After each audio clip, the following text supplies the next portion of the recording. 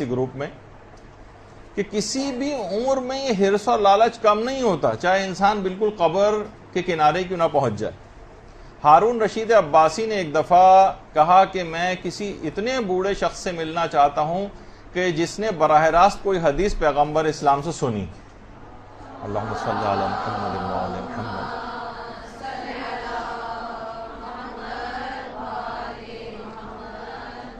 بعض اوقات بہت سارے بادشاہ اس قسم کے کام بھی کرتے ہیں، کبھی کبھار دماغی رو بہک جاتی ہے تو اس کو حدیث رسول جو ہے سننے کی سوجھی۔ تو 120 سال سے زائد کا ایک آدمی ایک ٹوکری میں رکھ کے اس کے سامنے لایا گیا اور کہا کہ میں بہت بچہ تھا، اس زمانے میں اپنے والد صاحب کے ساتھ رسول خدا کی خدمت میں گیا تھا اور وہاں میں نے یہ حدیث سنی تھی جو حرص اور لالچ سے متعلق تھی۔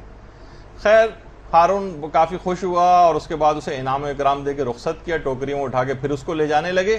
جب باہر نکل کے محل سے آیا اور کہا کہ میں ایک چیز بادشاہ سے پوچھنی بھول گیا، مجھے واپس لے کے چلو۔ واپس اندر لے کر آئے تو کہا بادشاہ سلامت، پوچھنا یہ چاہتا تھا کہ یہ جو انعام و اکرام آپ نے مجھے دیا یہ صرف فقط اس سال کے لیے ہر سال مجھے ملا کرے گا؟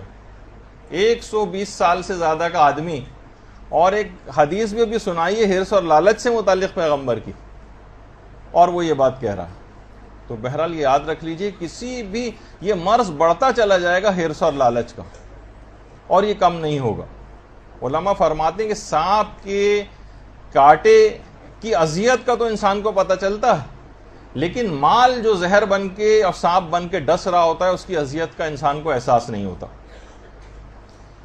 تو یہی وجہ ہے، علماء فرماتے ہیں کہ جب ایک عالم اور دیندار کے لیے مال کی خرابی سے بچنا اتنا مشکل ہے تو پھر سوچئے کہ جو جاہل بھی ہو اس کے لیے کتنا زیادہ مشکل ہوگا۔ تو کتنی زیادہ اس معاملے میں ہمیں کوشش کرنی چاہیے ان معاملات کو سمجھنے کی، پیسوں کے سلسلے میں، کہ کیسے ہم اس سے آخرت کو حاصل کریں ورنہ ہمیں کوئی نقصان نہ پہنچا دے۔